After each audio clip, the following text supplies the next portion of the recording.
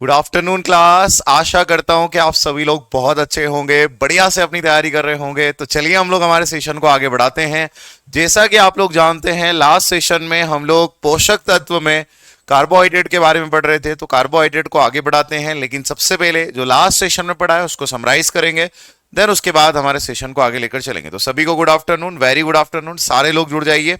तो अब आप लोग ध्यान देना, लास्ट सेशन में जो हम लोगों ने पढ़ा है, अगर उसकी बात करें तो आप लोग यहां पर देखोगे कार्बोहाइड्रेट की बात करें तो मैंने कहा ये दो शब्दों से मिलकर बना है, कार्बन और हाइड्रोजन दोनों के मिलने से बना है कार्बोहाइड्रेट। और जिसमें भी कार्बन होता है, ऐसा यौगिक जिसमें कार्बन होता है, उसे हम लोग बोलते हैं ऑर्गेनिक कंपाउंड, या फिर इसे हम कहते हैं जो आप लोग देखोगे कार्बनिक यौगिक। अगर मैं आपसे कहूं कि भाई इसका एक प्रश्न सिंपल सा आता है कि इसका सामान्य नाम, इसका कॉमन जो नेम है वो क्या है, तो आप यहां पर देखोगे इसका कॉमन नेम शुगर होगा, या फिर इसे हम शर्करा कहेंगे। इसका सूत्र अगर हमसे पूछा जाए, इसका फॉर्मूला अगर हमसे पूछा जाए CnH2nOn, याद रखना। इसका फंक्शन अगर आपसे पूछा जाए कि इसका कार्य क्या होगा, तो इसका कार्य अगर मैं आप लोगों को यहां पर बताने की कोशिश करूं,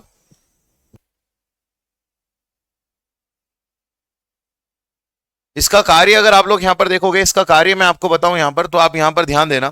इसका जो कार्य है वो आप लोग देखोगे ये फ्यूल की तरह कार्य करता है, हमारे शरीर में ईंधन की तरह कार्य करता है। और अगर आप लोग यहां पर देखोगे कि ये हमें ऊर्जा देता है, और ऊर्जा कितनी, आंसर होगा 60 से 70% हमें क्या देता है, ऊर्जा देता है। ये बात आप लोग सारे के सारे याद रखना, ठीक है। अब जैसे यहां से आगे बढ़े तो मैंने आपको बताया इसकी सबसे छोटी इकाई क्या है, तो इसकी सबसे छोटी इकाई अगर आपसे पूछा जाए तो वो होगा ग्लूकोज। ग्लूकोज का फॉर्मूला C6H12 और O6 इसका फॉर्मूला आप लोग याद रखना। ये मैंने आप लोगों को यहां पर बताया। जैसे हम यहां से आगे बढ़ते हैं तो अब आप लोग यहां पर देखो कार्बोहाइड्रेट के प्रकार पर आते हैं। कार्बोहाइड्रेट के मैंने आपको 3 प्रकार बताए जो कि मेन है, और यहीं से क्वेश्चन भी पूछे जाते हैं हमसे। तो इसके 3 प्रकार कौन कौन से हैं, तो आप यहां पर देखोगे एक हो गया मोनोसेकेराइड, दूसरा आप लोग देखो ओलिगोसेकेराइड, और तीसरा अगर आप लोग यहां पर देखोगे पॉलीसेकेराइड। अगर मोनोसेकेराइड की अगर हम बात करें तो इसमें मोनो का मतलब होता है एक, कम से कम इसमें कितनी शुगर होगी, एक शुगर होगी। ओलिगो का मतलब कम से कम दो और अधिक से अधिक 9 शर्करा इसके अंदर होगी। और पॉलीसेकेराइड की बात करें तो कम से कम 10 और अधिक से अधिक अनंत इसके अंदर शुगर होगी। अब आप लोग यहां पर देखना, जो मोनोसेकेराइड है इसकी अगर हम लोग बात करें तो इसमें ग्लूकोज होगा, फ्रक्टोज होगा, गैलेक्टोज होगा, पेंटोज होगा। ये सारे एग्जांपल हैं। मैंने कल आपको बताया ग्लूकोज से 4 प्रश्न, इसे ब्लड शुगर बोलते हैं। इसे अगर आप लोग देखो कॉर्न शुगर, मकई शर्करा, रक्त शर्करा, सारवर्तिक शर्करा, यूनिवर्सल शुगर। और एक अपवाद है कि सर अंगूर जो है फल होता है, लेकिन उसमें बहुत ज्यादा अमाउंट में हमें क्या देखने को मिलता है, ग्लूकोज। फिर हम आए फ्रक्टोज पर, तो फ्रक्टोज के बारे में नहीं बताया। फलों में पाए जाने वाला नेचुरल कार्बोहाइड्रेट कौन सा होगा, फ्रक्टोज होगा। ये प्रकृति का सबसे मीठा कार्बोहाइड्रेट है, तो फलों में पाया जाने वाला सबसे मीठा, प्रकृति में मीठा कार्बोहाइड्रेट फ्रक्टोज। ये फलों में कौन किस किस में होगा, सारे जो फ्रूट हो गए उनमें फ्रक्टोज होगा, शहद में फ्रक्टोज होगा, गन्ने में फ्रक्टोज होगा। एक और बात याद रखना, मैंने आपसे कहा था कि फ्रक्टोज का एक अपवाद है कि भाई अंगूर जो है वो एक फल है, लेकिन आप देखोगे कि अंगूर में बहुत ज्यादा अमाउंट में क्या होता है, अंगूर में ज्यादा अमाउंट में ग्लूकोज होता है। इस बात को आप लोग याद रखना, ठीक है। तो ये सारे के सारे यहां पर ध्यान देना। हाँ जी कृष्णा जी, देखो मैंने आपको बताया था पहली क्लास में कि आपको नोट्स कैसे बनाना है। आप नोट्स जो है वो इस तरीके से बनाइएगा कि अगर मैं आपसे कहूं किशन जी, तो किशन जी आप इस तरीके से नोट्स बनाइएगा कि सबसे पहले जब आपकी पूरी क्लास जब कंप्लीट हो जाए, तब आपके पास जो पीडीएफ आती है उस पीडीएफ से आप क्या करिए, पूरा की पूरा अपनी कॉपी में एज इट इज उसको लिख लीजिए। तो आपके नोट्स प्रॉपर जो है वो रेडी हो जाएंगे, एग्जाम में पॉइंटर फॉर्म में रहेंगे, आपको बहुत मदद भी करेंगे, ठीक है। तो आप इस तरीके से अपने नोट जो है प्रॉपर जो है कि बना सकते हैं, ठीक है। और क्लास में मेन फोकस करिए समझने पर, सारी चीजें समझ लोगे तो अच्छे से आपको मेमोराइज रहेगी और एग्जाम में आपको हेल्प भी करेगा। तो ये आप यहां पर याद रखना।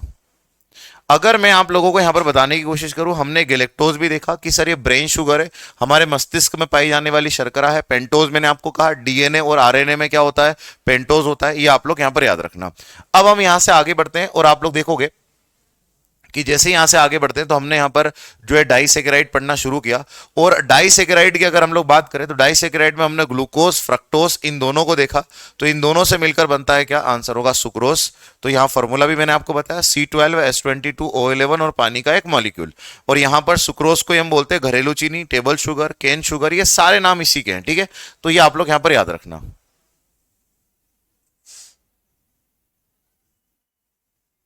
हाँ जी, ओलिगो का मतलब कम से कम कितनी शुगर, 2 शुगर, ठीक है।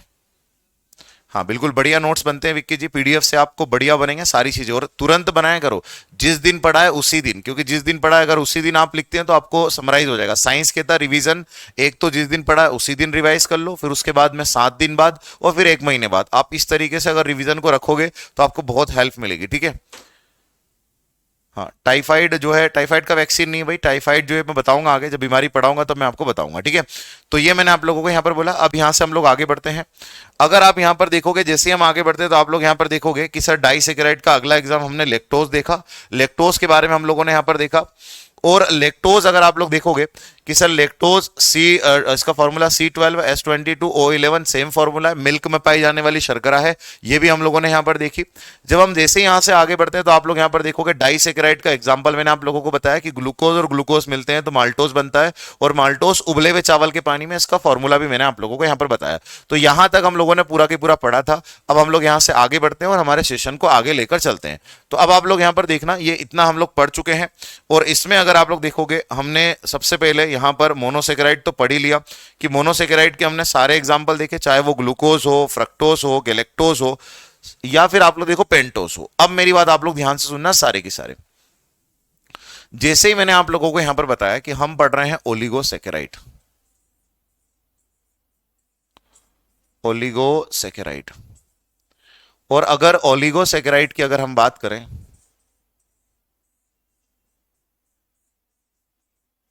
ओलिगोसेकेराइड की अगर हम बात करें तो ओलिगोसेकेराइड में आप लोग एक चीज ध्यान देना कि जो ओलिगोसेकेराइड है इसके मैंने आपको कई प्रकार बताए, जिसमें से एक प्रकार मैंने आपको बताया डाइसैकेराइड। डाइसैकेराइड, इसको मैंने कहा आप लोगों को डाई सेकेराइड, डाइसैकेराइड कहा।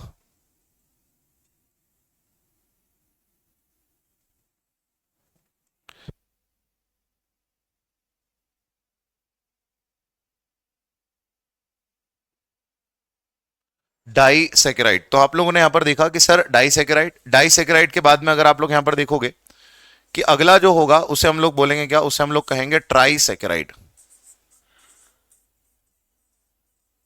ट्राइसैकेराइड, ठीक है। तो ये भी आप लोग याद रखना, इसे हम लोग कहेंगे ट्राइसैकेराइड, ट्राइसैकेराइड। अगर आप यहां पर देखोगे अगला जो आप लोग यहां पर देखोगे तो अगला होगा यहां पर क्या आंसर होगा, टेट्रासैकेराइड,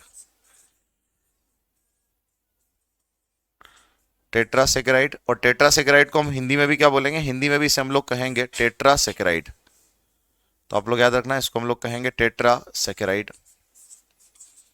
ऐसे ही आगे और भी हो सकता है, अगर आप लोग देखोगे भाई पेंटा हो सकता है, हेक्सा हो सकता है, ऑक्टा हो सकता है, तो सारे हो सकते हैं। अब आप लोग यहां पर एक चीज देखना,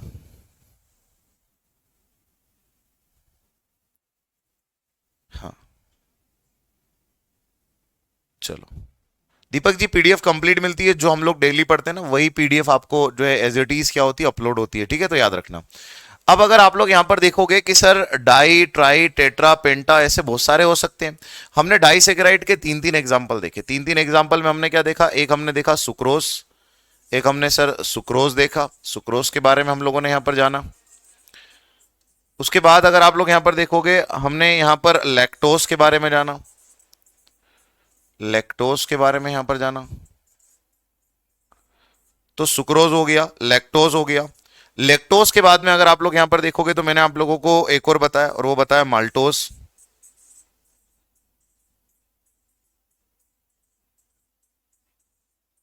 माल्टोज के बारे में। तो ये सारी चीजें मैंने आप लोगों से यहां पर डिस्कस की, ठीक है। हाँ जी।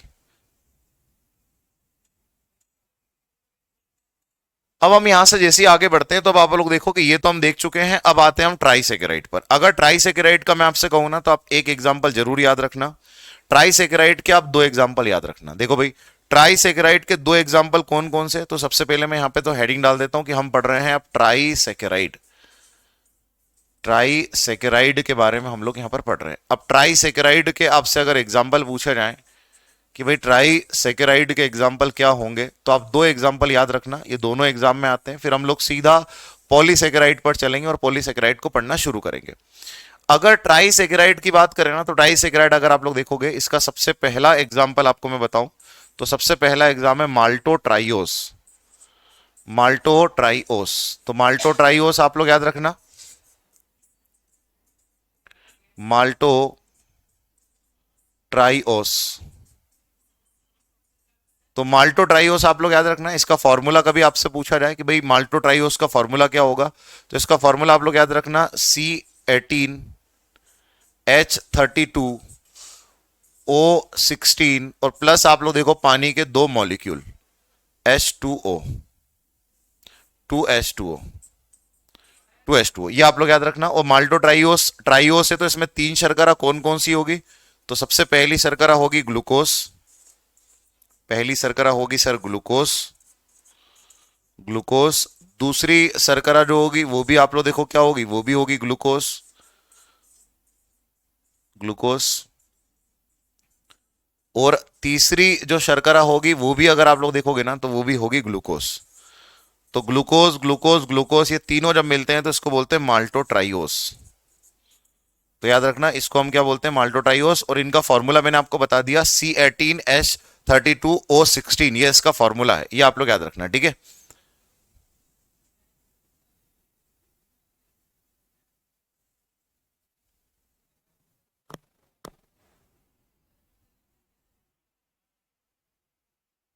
हाँ जी, ठीक है अंकित।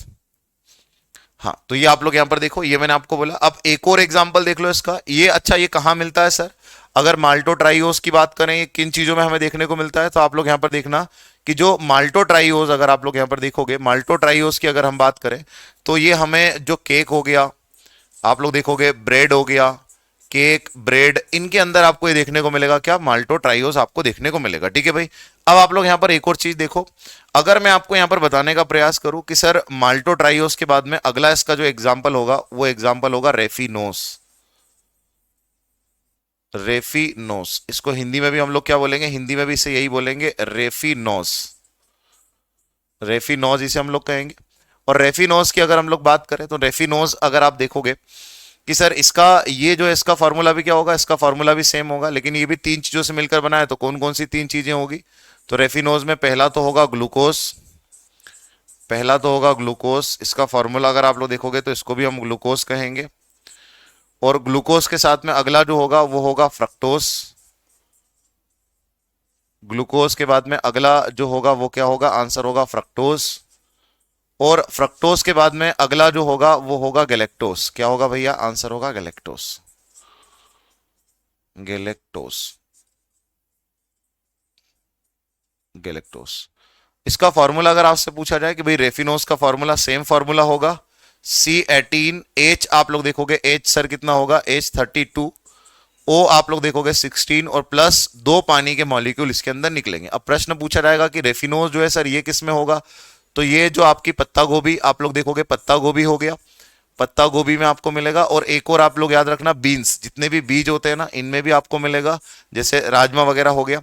उसके बाद आप लोग देखोगे ब्रोकली, तो ब्रोकली अगर आप लोग देखोगे, ब्रोकली में भी अगर आप लोग देखोगे तो ब्रोकली में भी आपको रेफिनोस देखने को मिलेगा। तो ये मैंने आप लोगों को रेफिनोस बताया, ठीक है।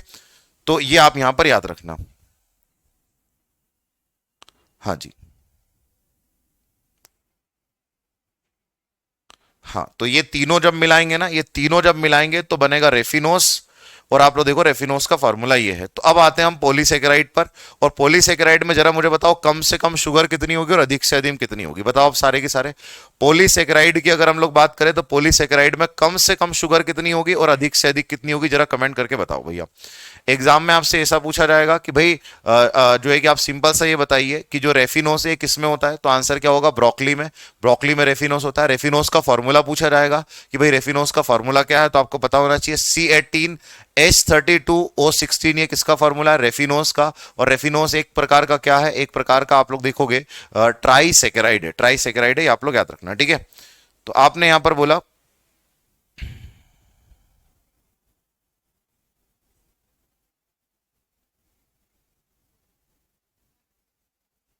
हाँ जी, चलो, तो आप लोगों ने यहां पर आंसर दिया 10 से अनंत, बहुत बढ़िया, 10 टू इनफाइनाइट। कि सर अगर हम लोग बात करें, अगर हम बात करें कि भाई पॉलीसेकेराइड जो है वो कितने होते हैं, तो याद रखना पॉलीसेकेराइड की अगर हम बात करें तो जो पॉलीसेकेराइड होते हैं वो कम से कम होते हैं 10 और अधिक से अधिक कितने होते हैं, आंसर होगा अनंत। कम से कम आप लोग देखोगे कम से कम होते हैं 10 और अधिक से अधिक होते हैं अनंत। ये आप लोग यहां पर ध्यान देना, ठीक है। तो अगर आपसे पूछा जाए कम से कम इसमें शुगर कितनी होगी, 10 और अधिक से अधिक अनंत, इतनी हो सकती है इसके अंदर, ये आप लोग याद रखना, ठीक है। हाँ, फॉर्मूले पूछते हैं, फॉर्मूला आप लोग याद रखना, चाहे ग्लूकोज का फार्मूला हो, गैलेक्टोज का हो, सुक्रोज का हो, लेक्टोज का हो, इन सब के फार्मूले आपसे पूछे जाते हैं। अब आप लोग देखो कि पॉलीसेकेराइड जो है कम से कम 10 और अधिक से अधिक अनंत। पॉलीसेकेराइड का सबसे पहला एग्जाम्पल है आपके सामने सेलुलोज। तो अब हम यहाँ किसके बारे में डिस्कस करने वाले हैं सर, सेलुलोज के बारे में। देखो भाई, अब सेल्यूलोज के बारे में हम लोग यहां पर चर्चा करने वाले हैं। अब सेल्यूलोज की अगर हम लोग बात करें तो आप लोग यहां पर एक चीज देखना, ये जो सेल्यूलोज है ना, ये किस में मिलता है। सबसे पहले तो अगर हम लोग देखें कि किस में मिलता है, आंसर होगा प्लांट। ये किस में मिलता है, प्लांट, हिंदी में हमने कहा पौधे। तो जो पौधे होते हैं, और पौधों में भी कहा, तो पौधों में आप लोग देखोगे उनकी लीफ, उनकी लीफ हिंदी में हम लोग कहेंगे पत्ती। तो जो पौधों की पत्ती होती है उनमें कार्बोहाइड्रेट पाया जाता है, और ये कार्बोहाइड्रेट कैसा है, पॉलीसेकेराइड है। तो पत्तियों के अंदर आप लोग याद रखना, जो पत्तियां होती है, जितनी भी पत्तियां होती है, इन पत्तियों में सेलुलोज होता है। अगर आपसे पूछा जाए कि जो प्लांट की पत्तियां होती है इनमें कौन सा कार्बोहाइड्रेट होता है, आपका आंसर होगा सेलुलोज। तो सेलुलोज आप लोग याद रखना, सेलुलोज होता है, ठीक है। नहीं, उसमें कुछ टॉपिक अमितेश अलग भी हैं, वर्ग 2 में स्पेशल टॉपिक है, तो वहां पर जो है वो सारी चीजें आपको यहाँ पर देखने को मिलेगी, ठीक है। तो उसमें कुछ टॉपिक स्पेशल भी है, यहां से आपका वर्ग 2 जो है वो कवर नहीं होगा। अगर मैं आप लोगों को बताऊं, अगर आप यहां पर देखोगे कि अगर आप यहां पर देखने की कोशिश करोगे कि सर जो सेलुलोज है इससे और क्या बनता है, तो आप लोग देखोगे प्लांट सेल वॉल। अगर आप यहां पर देखोगे प्लांट सेल वॉल, पौधों की जो कोशिका भित्ति है, या फिर मैं कहूं cell wall of the plant, cell wall of the plant, Hindi में हम लोग कहेंगे पौधों की कोशिका भित्ति। तो अगर आपसे पूछा जाए कि भाई पौधों की कोशिका भित्ति जो है किसकी बनी होती है, पौधों की कोशिका भित्ति जो है वो किसकी बनी होती है, तो आपका आंसर होगा, आपका आंसर होगा सेलुलोज। पौधों की कोशिका भित्ति जो है वो किसकी बनी होती है, आंसर होगा सेलुलोज। एक और चीज आप लोग याद रखना, ये सेलुलोज जो है ना, ये पत्तियों में होता है, और इसका पाचन अब हमारे शरीर में नहीं होता। अगर मैं आपको यहां पर बताने की कोशिश करूं इसके बारे में, एक पॉइंट आप लोग सारे के सारे यहां पर एक बात याद रखना, कि अगर आपसे पूछा जाए इस पूरी प्रकृति में, चलो मैं आपसे एक सवाल पूछता हूं, आप लोग सारे के सारे इसका आंसर देना। मैं आपसे एक चीज पूछ रहा हूं कि भाई जो हमारे जो इस पूरी की पूरी पृथ्वी है, इस पूरा की पूरा हमारा जो अर्थ है, हाँ जी, रेलवे बिल्कुल कवर होगा अंकित जी, रेलवे बिल्कुल, रेलवे का हर एग्जाम कवर होगा, रेलवे का ही तो हमारा बेच है, रेलवे का हर एग्जाम कवर होगा, ठीक है।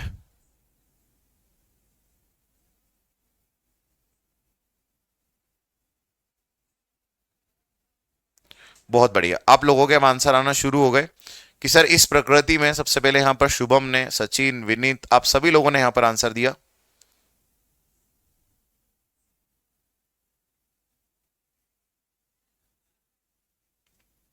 बहुत बढ़िया, तो आप सभी लोगों ने बढ़िया तरीके से यहां पर आंसर दिया कि सर इस पूरी जो प्रकृति है ना, इस पूरी प्रकृति में सबसे ज्यादा आपको यहां पर क्या देखने को मिलेगा, सबसे ज्यादा आपको प्लांट देखने को मिलेंगे। तो पूरी प्रकृति में सबसे ज्यादा प्लांट है।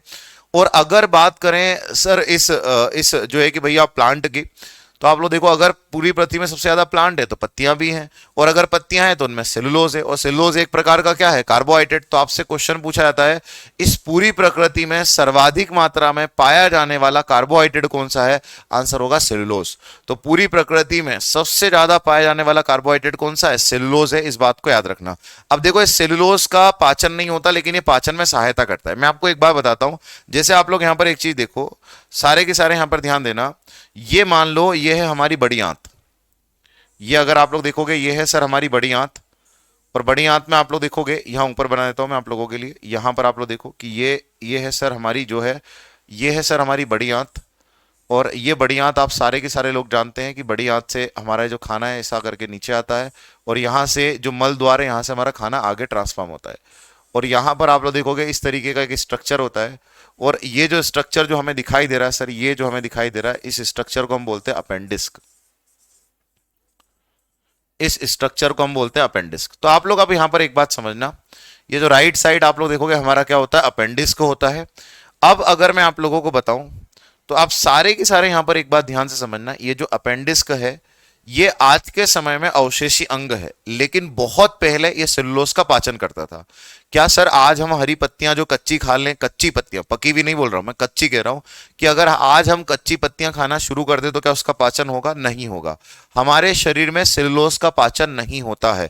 मतलब अगर कच्ची पत्तियां हमारे शरीर में जाती है तो उनका पाचन नहीं होता है। याद रखना, पकी हुई जो पत्तियां हैं उनका पाचन हो जाता है, लेकिन कच्ची पत्तियों का पाचन नहीं होता। कच्ची पत्तियों में होता है सेलुलोज। अब मैं आपको बताता हूं, पहले बहुत समय पहले हमारा ये ऑर्गन काम करता था। आज तो ये अपेंडिस्क क्या है, अवशेषी अंग है, लेकिन बहुत समय पहले आप लोग यहां पर एक बात याद रखना, मैं आपको एक बात बताता हूं, अब सारे ध्यान से सुनना।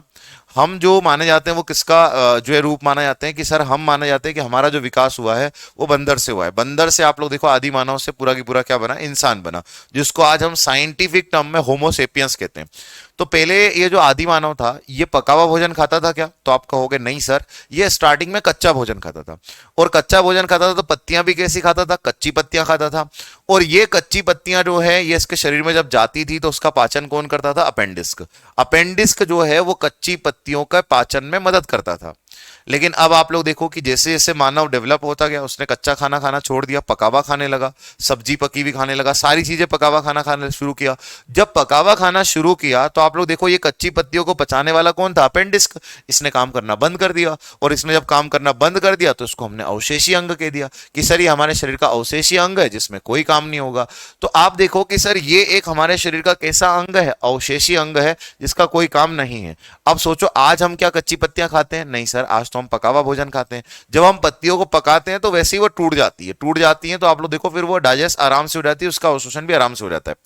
अब यहां पर आप एक बात समझना, सारे के सारे आज के समय में हम लोग जो है कच्ची पत्तियां नहीं खाते हैं तो हमारा अपेंडिक्स काम नहीं करता है। अब मैं आपसे पूछूं क्या पत्तियों का पाचन अब होता है हमारे शरीर में? नहीं होता। वो आप लोग देखोगे कि सीधा हमारे शरीर में जाता है, ठोस गंदगी के माध्यम से सीधा शरीर से बाहर हो जाता है। ये सिस्टम चलता है पत्तियों का। लेकिन अगर आपने बहुत ज्यादा पत्तियां खाना शुरू कर दी, डेली आप 1 किलो, 1.5 किलो, 2 किलो इतनी पत्तियां, कच्ची पत्तियां थोड़ी बहुत खाते हैं अच्छा है, लेकिन अगर ज्यादा अमाउंट में आप खाना शुरू कर दोगे तो आप लोग यहां पर देखोगे कि सर जो है इसका पाचन नहीं होता हमारे शरीर में। और दूसरी चीज, अब अगर आप लोग देखोगे इसका पाचन नहीं होता तो हमारा एक ऑर्गन जागेगा कि चलो इसको पचाएं, और वो ऑर्गन कौन सा होगा? अपेंडिस्क। और जब ये जागेगा तो हमारे पेट में फिर दर्द होगा, और जब दर्द होगा तो फिर डॉक्टर बोलेंगे कि भाई ये जो अपेंडिस्क के जो अवशेषी अंग है इसको कट करना पड़ेगा, सर्जरी करनी पड़ेगी और इसको बाहर निकालना पड़ेगा। तो इस तरीके से डॉक्टर इसको क्या करेगा? बाहर निकालेगा। अगर मैं आप लोगों को यहां पर बताने की कोशिश करूं तो आप लोग यहां पर देखोगे कि अब अपेंडिक्स का काम नहीं करता। अब जो है कि मैं आपसे कहूं कि भाई ये पाचन में क्या करता है? मदद। तो मैंने आप लोगों को बोला कि सर ये पाचन होता नहीं, सेलुलोज का पाचन होता है क्या? नहीं, लेकिन ये पाचन में सहायता करता है। ये बात आप लोग याद रखना, ये पाचन में सहायता करता है। कैसे सहायता करता है सर? तो आप लोग ये भी बताओ कि सर ये पाचन में कैसे सहायता करता है। तो यहां पर आप एक बात समझना, सारे की सारे पाचन में सहायता कैसे करता है। ये क्या करता है, जैसे तुम लोगों ने फिटकड़ी देखी है, फिटकड़ी जैसे हम पानी में डालते हैं तो पानी में जितनी भी अशुद्धियां हैं वो सारी जाकर फिटकड़ी पे लग जाती है, और जैसी फिटकरी पे लगती है तो आप लोग देखो वो नीचे लेकर फिटकरी उसको कहां बैठ जाती है? तली पर।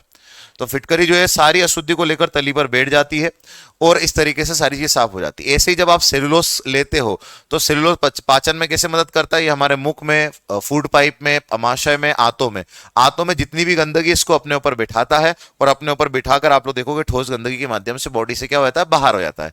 इसीलिए बोलते हैं कि सलाद में थोड़ी बहुत हरी जो पत्तियां ये ले लो ताकि ये पाचन में क्या करे? मदद। लेकिन थोड़ी बहुत, ज्यादा नहीं। अगर बहुत ज्यादा लेंगे, 1 किलो 2 किलो कच्ची पत्तियां खाने लग जाएंगे तो फिर हमारा ऑर्गन जागेगा अपेंडिक्स, और हमें जो है अपेंडिक्स की समस्या हो सकती है। तो ये मैंने आप लोगों को यहां पर बताया, ठीक है। हाँ, हाँ एनिमल में होता है, एनिमल में होता है क्योंकि वो पत्तियां खाते हैं, उनका पाचन होता है, बिल्कुल होता है, ठीक है। लकी पटेल जी पहली क्लास देख लीजिए, सबसे पहली क्लास में हमने पूरा सिलेबस डिस्कस किया है, वहां पर मैंने आप लोगों को पूरा बताया, ठीक है। तो ये मैंने आप लोगों को बताया सेलुलोज के बारे में। अब आते हैं सेलुलोज के उपयोग पर कि भाई इसका यूज कहां पर है। तो आप लोग देखो सेलुलोज का उपयोग,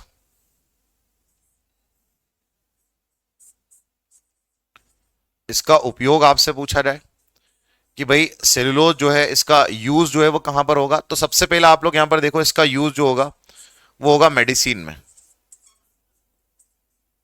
मेडिसिन में होगा,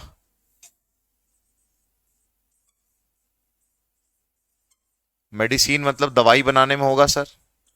और दवाई कौन सी बनेगी, पाचन। पाचन की दवाई में आपको हर जगह सेलुलोज देखने को मिलेगा। उसके बाद आप लोग देखो कि इसका उपयोग कॉटन इंडस्ट्री में करते हैं, कॉटन इंडस्ट्रीज। कपड़ा उद्योग,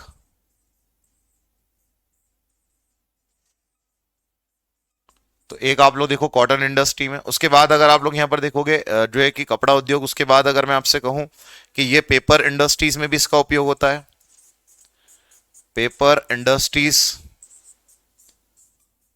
पेपर इंडस्ट्रीज हिंदी में हम लोग कहेंगे कागज उद्योग में भी अगर आप लोग देखोगे तो इसका उपयोग होता है। किसका उपयोग होता है, तो आप लोग कहोगे सेलुलोज का, ठीक है। तो ये आप लोग याद रखना। तो इतनी सारी जगह जो है इसका उपयोग होता है, ठीक है। पत्री अभी आगे अपन पढ़ेंगे, आशीष पत्री के बारे में आगे पढ़ेंगे, स्टोन के बारे में पढ़ेंगे, बीच में अभी अपन उसको नहीं लेंगे। जब स्टोन वाला टॉपिक आएगा ना तब अपन देखेंगे। पाचन में हमारा जो गाल ब्लेडर पित्ताशय है वहां सबसे ज्यादा पत्री बनती, किडनी में बनती है, तो हम देखेंगे कैल्शियम ऑक्सिलेट को वहां पर देखेंगे, ठीक है। तो ये आप लोग यहां पर याद रखना। हाँ, कोई भी पत्ती हो उसमें आपको देखने को मिलेगा सेलुलोज, लेकिन जो है पका लेते हैं, देखो पकाकर पत्ती को खाते हैं कोई प्रॉब्लम नहीं होती, किसी प्रकार से कोई प्रॉब्लम नहीं। दूसरी चीज, थोड़ी बहुत पत्ती खाते तो भी दिक्कत नहीं, 1 किलो 2 किलो रोज खाएं 2-3 महीने तक, तब अपेंडिक्स में प्रॉब्लम आ सकती है, ठीक है। कॉटन में भी जो कपड़ा वगैरह बनाते हैं, तो कपड़े वगैरह बनाने में आप लोग देखोगे उसमें भी जो है थोड़ा बहुत सेलुलोज का हम लोग क्या करते हैं, उपयोग करते हैं, ठीक है। हाँ, पालक में भी होता है, लेकिन जब उसको पकाते हैं ना तो वो टूट जाता है, सेलुलोज ग्लूकोज में टूट जाता है। जब पत्तियां पक जाती हैं फिर कोई दिक्कत नहीं, कितनी आप पत्ती खा सकते हैं, आपको कोई दिक्कत वाली बात नहीं, ठीक है। हाँ जी, तो ये आप लोग याद रखना। कपड़ा उद्योग में भी अगर आप लोग देखोगे सेलुलोज से जो है वो कपड़े में अलग अलग चीजें जो है बनाने में इसका उपयोग करते हैं। अब आप लोग यहां पर देखो पहला क्वेश्चन, सेलुलोज जो है वो किसका बहुलक है। अगर आपसे पूछा जाए बहुलक, अब सबसे पहले मैं आपको यहां पर बहुलक बताता हूं कि भाई बहुलक जो है वो क्या होता है, ठीक है। अगर आप लोग यहां पर देखोगे बहुलक क्या होता है वो आप लोग यहां पर देखो। देखो कपड़ा उद्योग में अगर आप लोग देखोगे ना, कपड़ा उद्योग में कैसे करते हैं, ये जो पत्तियां हैं इनको सुखाकर इनको मिलाते हैं और फिर जो अलग अलग प्रकार के जो कपड़े बनते हैं ना उसमें आप लोग देखोगे इसका उपयोग करते हैं। क्योंकि सेलुलोज से, इससे आप लोग देखो कुछ पेड़ ऐसे होते हैं, कुछ सेलुलोज की पत्तियां ऐसी होती है जिनसे रेशम जैसा मटेरियल भी निकलता है। जो रेशम होता है ना वैसा मटेरियल निकलता है। तो वो जो रेशम जैसा मटेरियल होता है उसका उपयोग हम लोग कपड़े में क्या कर लेते हैं, कर लेते हैं। पेपर में भी कर लेते हैं, कपड़े में भी कर लेते हैं। तो ये आप लोग याद रखना, ठीक है। तो ये मैंने आपको पॉलीसेकेराइड बताया किसके बारे में, सेलुलोज के बारे में। अब यहां पर आप लोग देखो बहुलक। अब थोड़ा सा यहां पर बहुलक के बारे में समझते हैं कि बहुलक होता क्या है। ये केमिस्ट्री का एक शब्द है बहुलक। अगर आप देखो कि मैं आपसे कहूं कि चलो अपन सब लोग मिलकर एक दीवार बनाते हैं, जैसे अंकित हो गए, साजन हो गए, संदीप, उसके बाद में अगर आप लोग यहाँ पर देखोगे जो है कि राम जी हो गए, ये सारे लोग। तो मैंने आपको यहाँ पर कहा कि चलो हम लोग क्या करते हैं, हम लोग जो है एक यहाँ पर जो आप लोग देखोगे कि एक दीवार बनाते हैं। अब दीवार बनाते हैं तो आप लोग देखो हमने दीवार बनाने के लिए क्या चाहिए होगी, ईंट। तो हमने ब्रिक ली और ब्रिक को जोड़ते चले गए, तो एक ब्रिक, दूसरी ब्रिक, तीसरी ब्रिक, ऐसे हम लोग मिलाते चले गए। तो हमने बहुत सारी जो है यहाँ पर ब्रिक्स बना दी। दूसरा आप लोग यहाँ पर देखोगे कि सर इसके ऊपर और भी सारी जो ब्रिक्स हैं उनको हमने क्या कर दी सर, रखते चले गए। तो अब हमने यहाँ पर एक चीज ये देखा कि इतनी सारी जो ब्रिक्स थी इनसे हमने एक पूरी की पूरी क्या बना दी, एक पूरी की पूरी हमने बना दी दीवार। तो आप लोग यहाँ पर देखोगे ब्रिक से हमने पूरी की पूरी क्या बना दी, आंसर होगा दीवार। अब देखो अगर मैं आपसे पूछूं कि इस दीवार का एक पार्टिकल क्या होगा, तो आप बोलोगे कि सर इस दीवार में बहुत सारी हमने ईंटें लगाई हैं, तो इसका एक जो पार्ट है ना वो है ईंट। तो ये इस ईंट से आप लोग देखोगे, इस ईंट से पूरी की पूरी क्या बन गई है, पूरी की पूरी आप लोग देखो दीवार बन चुकी है। तो इस ईंट से पूरी की पूरी दीवार बनी है, इस ब्रिक से पूरी की पूरी दीवार बनी है। तो मैं आपसे कहूं कि भाई इस दीवार में एक जैसी चीजों को मिलाकर हमने जो बनाया, इस एक जैसी चीज का एक पार्ट अगर ईंट है तो ये इस दीवार का बहुलक है। तो आप मुझे बताओ कि जो सेलुलोज है उसका बहुलक क्या होगा। तो आपने देखा सेलुलोज एक प्रकार से क्या है, एक प्रकार से सर पॉलीसेकेराइड है।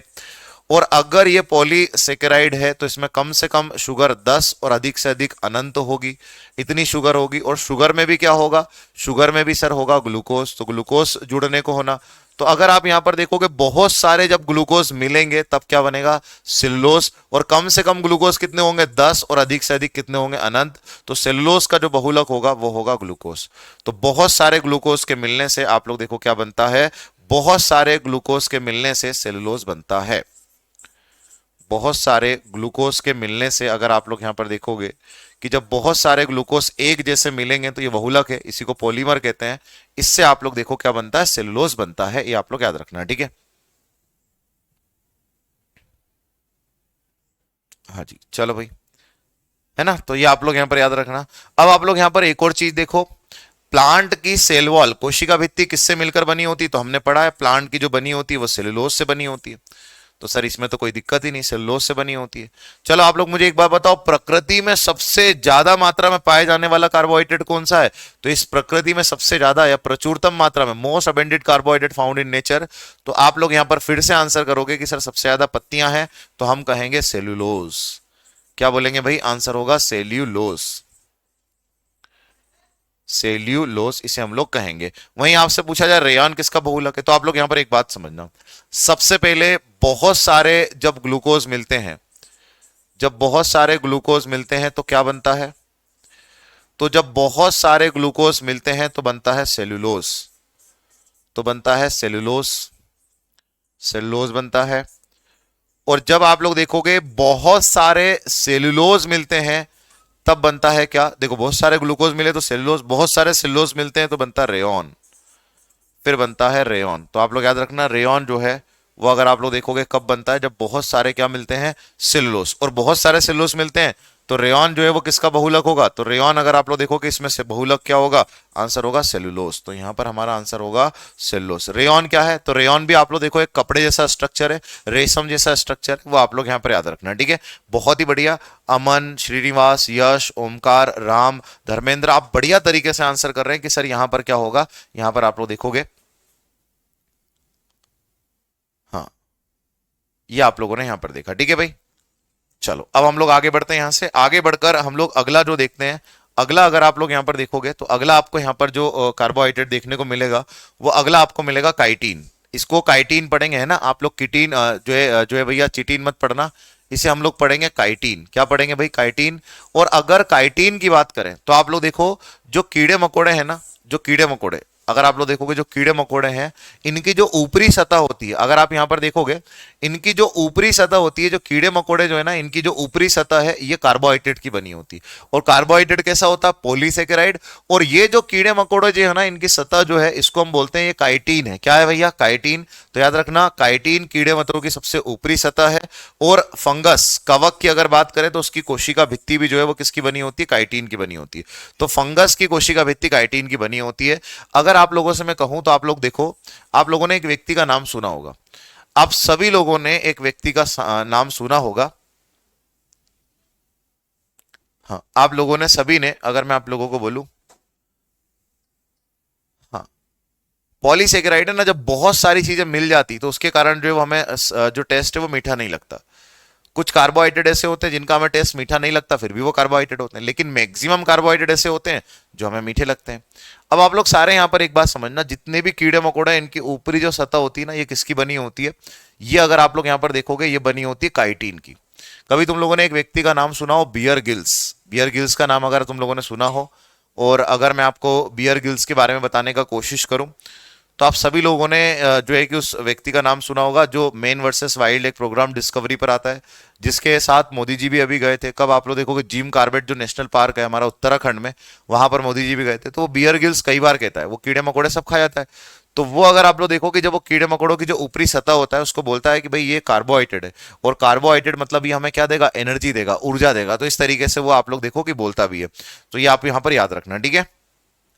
हाँ, और अगर आप लोग यहां पर देखोगे कि ये प्रकृति में पाए जाने वाला बिल्कुल साजन, जैसे प्रकृति में सबसे ज्यादा क्या पाए जाते हैं, पेड़ पौधे, ऐसे ही प्रकृति में दूसरे नंबर पर सबसे ज्यादा क्या मिलते हैं, तो सबसे ज्यादा हमें कीड़े मकोड़े मिलते हैं। तो प्रकृति में दूसरे नंबर पर सबसे ज्यादा हमें कीट मिलते हैं, ये बात याद रखना आप लोग, ठीक है। और दूसरे नंबर पर कीट मिलते हैं तो इसे हम लोग क्या कहेंगे कि भाई प्रकृति में पाए जाने वाला दूसरा सर्वाधिक मात्रा में कार्बोहाइड्रेट कौन सा है, आंसर होगा काइटिन। प्रकृति में, प्रकृति में दूसरा दूसरा सर्वाधिक दूसरा सर्वाधिक मात्रा में पाया जाने वाला कार्बोहाइड्रेट।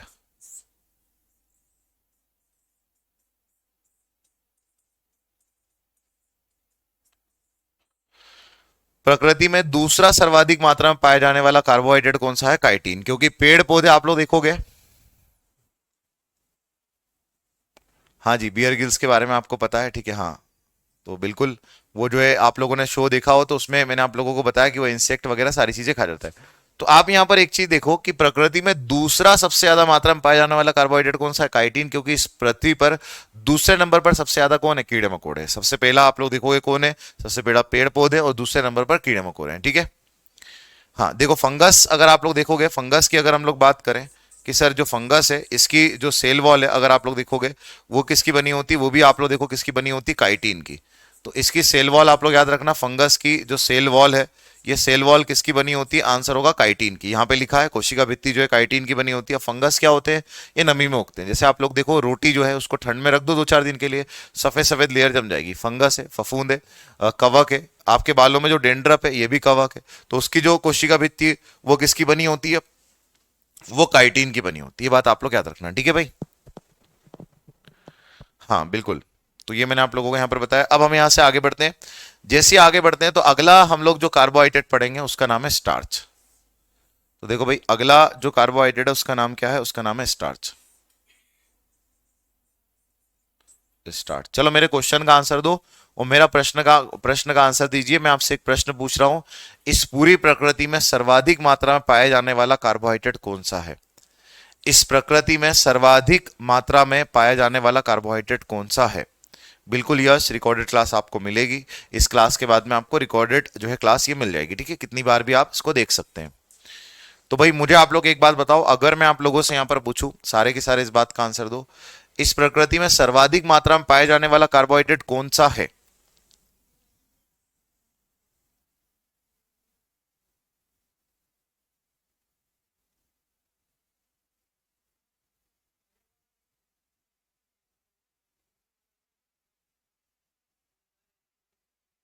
बहुत बढ़िया, सबसे पहले आंसर दिया रवि, फिर उसके बाद में हम लोग देखते हैं विनीत, आर्यन, नीरज, कृष्णा। बहुत तेजी से आपके कमेंट जा रहे हैं। आप सारे लोगों ने यहाँ पर जो है करेक्ट आंसर दिया कि सर जो आप लोग देखोगे सेलुलोज जो है ना, वो इस प्रकृति में पाया जाने वाला जो है सर्वाधिक मात्रा वाला कार्बोहाइड्रेट है। चलो एक और क्वेश्चन पूछता हूं, एक और क्वेश्चन का आंसर दो। बहुत शानदार, बहुत ही शानदार। एक और क्वेश्चन मैं आप लोगों से पूछता हूं, बताओ इस प्रकृति में सबसे मीठा कार्बोहाइड्रेट कौन सा है? प्रकृति में पाया जाने वाला सबसे मीठा कार्बोहाइड्रेट कौन सा है, ये बताओ मुझे। प्रकृति में पाया जाने वाला सबसे मीठा कार्बोहाइड्रेट कौन सा है?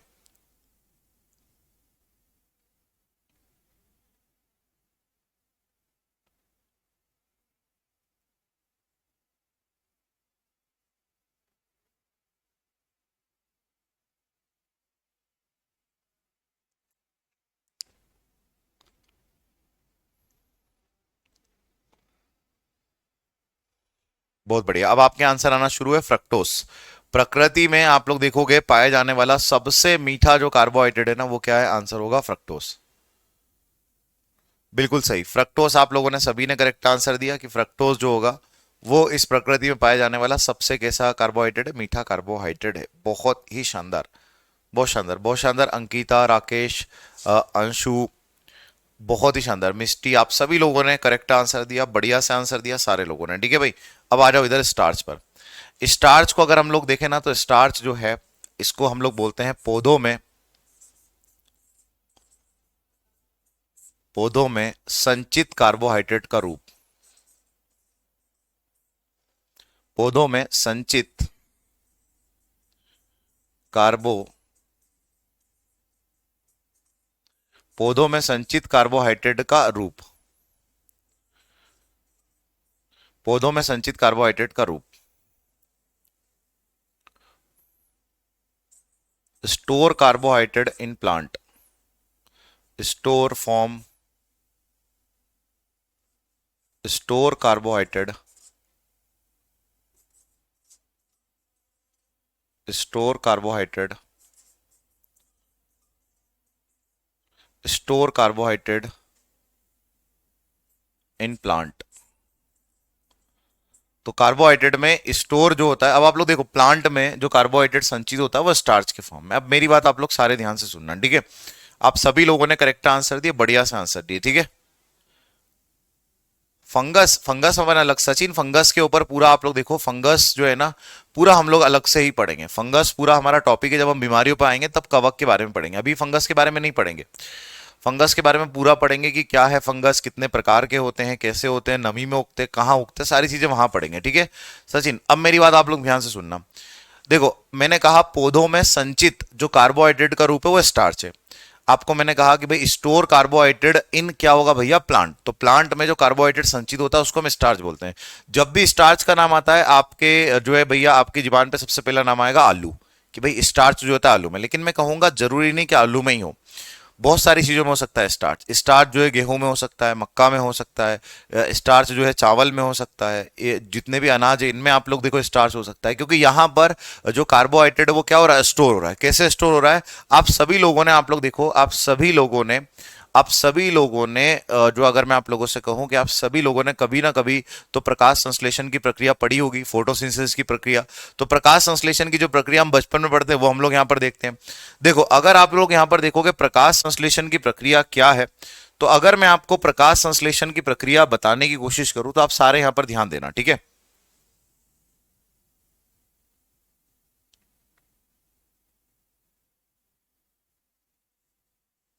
हाँ जी देखो भाई, सारे अब मेरी बात सुनना आप लोग, ठीक है।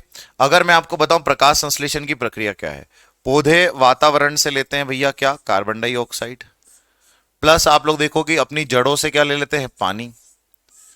और आप लोग देखोगे कि वातावरण से ले ली कार्बन डाइऑक्साइड पौधों ने, जड़ों से आप लोग देखो क्या ले लिया, जड़ों से इन्होंने ले लिया पानी, सूर्य की उपस्थिति, और आप लोग देखो एक और चीज क्या आंसर होगा, क्लोरोफिल।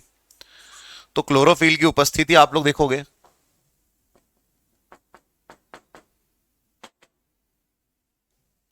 क्लोरोफिल जो है इसकी उपस्थिति में अगर आप लोग यहां पर देखोगे, अगर मैं आपको बताने की कोशिश करूं कि भाई कार्बन डाइऑक्साइड और आप लोग देखोगे यहां पर पानी, ये दोनों अगर आप लोग देखोगे यहां पर मिलेंगे तो क्या बनेगा, इनका खाना बनता है C6H12 और O6, और प्लस यहां पर आप लोग देखोगे 6 मॉलिक्यूल हमें किसके मिलेंगे, ऑक्सीजन के। अब आप सारे के सारे एक बात ध्यान से देखो, ये क्या है, इसे हम लोग बोलते हैं ग्लूकोस। इसे हम क्या बोलते हैं, इसे हम बोलते हैं ग्लूकोस। तो याद रखना इसको हम क्या कहते हैं, ग्लूकोस कहते हैं।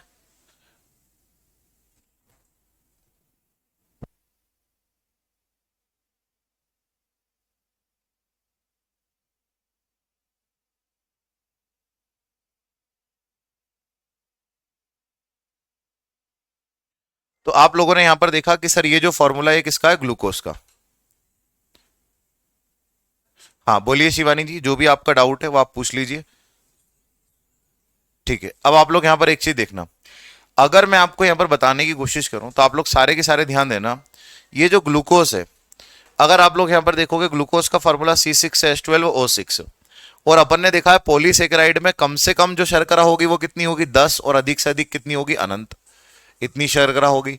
और ये कितनी शुगर है, ग्लूकोज का मतलब 1। अब मुझे एक बार बताओ, क्या प्लांट का खाना बन गया, तो पौधे क्या ऐसा बोलेंगे सूर्य से कि अब हमारा एक मॉलिक्यूल बन गया, सूर्य तुम हट जाओ।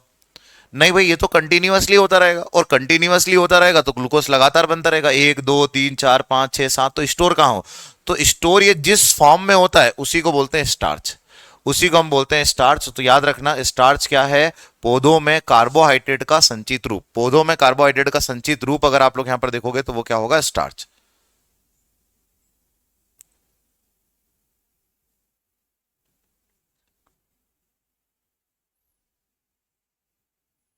हाँ पौधों में आप लोग देखोगे संचित रूप जो है वो क्या होगा, आंसर होगा कार्बोहाइड्रेट। अब देखो आप लोग यहाँ पर स्टार्च जो है अगर आप लोग देखो तो ये क्या है, तो इसका एक पॉइंट आप लोग याद रखना, मानव के द्वारा सर्वाधिक खाया जाने वाला कार्बोहाइड्रेट, मानव के द्वारा, मानव के द्वारा सर्वाधिक,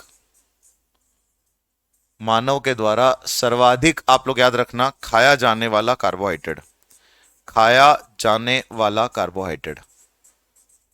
वाला आप लोग देखोगे कार्बोहाइड्रेट। तो अगर आपसे एग्जाम में पूछा जाए कि भाई मानव के द्वारा सर्वाधिक खाया जाने वाला कार्बोहाइड्रेट कौन सा है, तो मानव के द्वारा सर्वाधिक खाया जाने वाला कार्बोहाइड्रेट आप लोग देखोगे वो कौन सा है, स्टार्च। स्टार्च हर हर एक आप लोग देखो अनाज में आपको मिलेगा, गेहूं में, चावल में, मक्का में, हर जगह आपको क्या देखने को मिलेगा, स्टार्च देखने को मिल ही जाएगा, क्योंकि स्टार्च क्या है, कार्बोहाइड्रेट का संचित रूप है। तो कार्बोहाइड्रेट का संचित रूप आप लोग यहाँ पर याद रखना, ठीक है। टेट्रा का एग्जाम्पल नहीं आता चंदन जी, एग्जाम में टेट्रा का हमें देखने को नहीं मिलेगा, टेट्रा, पेंटा, एक्सा, ऑक्टा इसका नहीं आता, बस ट्राई तक आप लोग याद रख लेना, ट्राई का मैंने आपको बता दिया, ठीक है। तो ये हम लोगों ने यहां पर देखा। हाँ, संचित रूप में, बिल्कुल स्टोर रूप में होता है, ये संचित होता है, ये आप लोग याद रखना। रूट जब अपन प्लांट में आएंगे ना, तब मैं आपको बताऊंगा कि जड़ क्या है, कैसे उसमें खाना संचित होता है, ये मैं आपको बताऊंगा, ठीक है। तो रूट में मैं आपको बताऊंगा, बिल्कुल बताऊंगा, ठीक है। रूट में, स्टेम में, ये सारी चीजें मैं आप लोगों को यहां पर बताऊंगा। तो ये मैंने आप लोगों को यहां पर बताया, सारी चीजें आप लोग देखो कि भाई यहां पर हम लोगों ने किसके बारे में देखा, कार्बो स्टार्च के बारे में भी हम लोगों ने यहां पर देख लिया, ठीक है। सबसे ज्यादा स्टार्च आलू में ज्यादा होता है। सपना जी, जो आलू है ना उसमें स्टार्च का अमाउंट क्या होता है, ज्यादा होता है। आलू जो है उसको हम भिगो के रखते हैं तो उसके पानी में भी स्टार्च होता है, और ये मानव के द्वारा खाया जाने वाला सबसे ज्यादा मात्रा में जो है क्या है, कार्बोहाइड्रेट है, ठीक है भाई। चलो, अब आप लोग आगे देखो, एक और चीज यहां पर देखो। अगर आपसे पूछा जाए ग्लाइकोजन, अगला आपके सामने क्या है, अगला अगर आप लोग देखोगे ये है ग्लाइकोजन। अगला जो है इसका नाम है ग्लाइकोजन। अब ग्लाइकोजन जो है ना, इसको बोलते हैं एनिमल कार्बोहाइड्रेट। एनिमल कार्बोहाइड्रेट बोलते हैं मानव को सम्मिलित करके जंतुओं में संचित कार्बोहाइड्रेट का रूप है। मतलब आप लोग देखोगे कि सर हमारे अंदर जो कार्बोहाइड्रेट बनता है, हमारे अंदर जो कार्बोहाइड्रेट जैसे प्लांट में तो स्टोर होता है तो स्टार्च बोल देते हैं, लेकिन मानव में या जंतुओं में जो कार्बोहाइड्रेट संचित होता है उसको हम क्या बोलते हैं, तो मानव में जो कार्बोहाइड्रेट संचित होता है, जो स्टोर होता है ना, उसको हम बोलते हैं ग्लाइकोजन। तो आप लोग याद रखना, मानव में जो कार्बोहाइड्रेट संचित होता है उसको हम क्या कहते हैं, ग्लाइकोजन। याद रखना आप लोग, मानव में संचित कार्बोहाइड्रेट को हम ग्लाइकोजन कहते हैं। और इस ग्लाइकोजन की अगर हम लोग बात करें, ये कहां पर संचित होता है, आंसर होगा लीवर। तो ये जो हमारा लीवर जो आपको दिखाई दे रहा है, जो 1.5 से 2 किलो का हमारा जो लीवर होता है, इस लीवर के अंदर आप लोग देखोगे कि सर जो कार्बोहाइड्रेट है वो स्टोर होता है। तो याद रखना, पौधों में तो संचित किस में होता है, स्टार्च के फॉर्म में। लेकिन अगर आप लोग यहां पर देखोगे कि मानव में जो संचित होता है वो किस में होता है, मानव में संचित होता है आप लोग देखोगे ग्लाइकोजन के फॉर्म में। तो ये आप लोग याद रखना, ठीक है।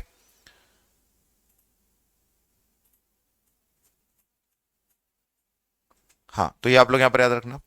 अब हम लोग इसके बाद में जो आप लोग देखोगे, इसके बाद में हम लोग इसके बारे में पढ़ेंगे शुगर फ्री। आप सभी लोगों ने शुगर फ्री के बारे में सुना है, तो शुगर फ्री के बारे में अब हम लोग यहाँ पर पढ़ेंगे, शुगर फ्री के बारे में यहाँ पर जानने की कोशिश करेंगे। लेकिन आज की जो हमारी क्लास है उसको हम लोग पूरा की पूरा यहाँ पर जो है कि समराइज कर लेते हैं कि भाई आज हम लोगों ने क्या क्या पढ़ा। देखो आज हम लोगों ने क्या पढ़ा, तो सबसे पहले आज मैंने आपको बताया कि भाई सेलुलोज। सबसे पहले तो मैंने आपको ये बताया कि हमने यहाँ पर जो पढ़ा है, हमने यहाँ पर जो पढ़ा है वो पढ़ा ओलिगो। ओलिगो में कम से कम शुगर कितनी, 2, और अधिक से अधिक कितनी होगी, 9। अब कम से कम 2, अधिक से अधिक कितनी, 9। और अगर आप लोग यहां पर देखोगे कि अगर मैं आप लोगों को यहां पर बोलूं कि आप लोग सारे के सारे यहां पर ध्यान देना, ओलिगो में डाई होगा, ट्राई होगा, टेट्रा होगा, पेंटा होगा। डाई के एग्जांपल तीनों मैंने आपको बताया, सुक्रोलोस, लेक्टोस और सुक्रोस, लेक्टोस, माल्टोस, तीनों बताए। ट्राई का मैंने आपको एक एग्जांपल बताया कि भाई ट्राई का एक एग्जांपल क्या होगा, माल्टो ट्राइओस ट्राई होगा, इसका फॉर्मूला ये केक ब्रेड में होता है। फिर एक और एग्जांपल मैंने रेफिनोज बताया, ये भी ट्राई का एग्जांपल है। उसके बाद पॉलीसेकेराइड में कम से कम 10, अधिक से अधिक अनंत। इसमें हमने सेलुलोज देखा, ये प्लांट में होता है, पौधों की कोशिका भित्ति जो है सेलुलोज की बनी होती, पाचन में सहायता करते हैं ये। फिर आप लोग देखोगे इसका उपयोग दवाई में, कपड़ा उद्योग में, इंडस्ट्रीज में, ये सारी जगह इसका उपयोग होता है। फिर मैंने आपको कुछ क्वेश्चंस यहाँ सॉल्व कराए, सॉल्व कराने के बाद में हम लोग जब आगे बढ़े तो हमने काइटिन देखा, कीड़े मकोड़ों की जो सबसे ऊपरी परत होती है उसको हम काइटिन कहते हैं। फिर हमने स्टार्च को देखा, और स्टार्च के बाद में हमने ग्लाइकोजन देखा। अब हम अगली क्लास में जो है शुगर फ्री और हिपेरिन के बारे में यहाँ पर पढ़ेंगे। लेकिन मेरे क्वेश्चन का आंसर दे दीजिए आप लोग कि अगर मैं आप लोगों से पूछूं कि जो कीड़े मकोड़े होते हैं उनकी जो ऊपरी सतह होती है वो किस कार्बोहाइड्रेट की बनी होती है, बताओ आप लोग सारे के सारे। जो कीड़े मकोड़े होते हैं उसकी जो ऊपरी सतह होती है वो आप लोग मुझे बताइए किसकी बनी होती, बताओ सारे के सारे।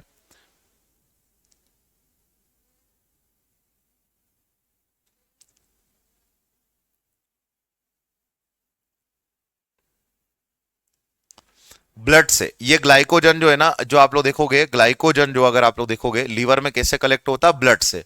ब्लड में जब कार्बोहाइड्रेट का अमाउंट बढ़ जाता है, तो ब्लड में जब बढ़ जाता है तो वो लीवर में जाकर इकट्ठा होता है, और लीवर में इकट्ठा होता है तो उसी को हम लोग बोल देते हैं ग्लाइकोजन, ठीक है।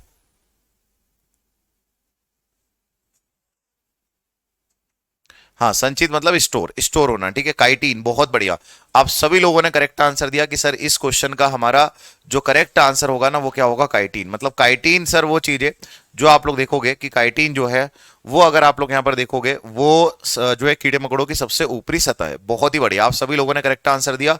तो अब हम लोग रेलवे के आए हुए जो प्रश्न है उन प्रश्नों का सॉल्यूशन यूट्यूब पर 3 बजे जो है अपनी क्लास है ही, तो 3 बजे आप लोग जुड़िएगा। वहां पर हम रेलवे में बायो के मिक्स कैसे प्रश्न रेलवे पूछता है, एनटीपीसी में, ग्रुप डी में, जो है लोको पायलट में, आरपीएफ में, तो कैसे प्रश्न पूछता है वो हम लोग वहां पर करते हैं। तो आप लोग जुड़िएगा। तो अब सेशन यहीं तक रखते हैं। Thank you class, thank you so much, जय हिंद।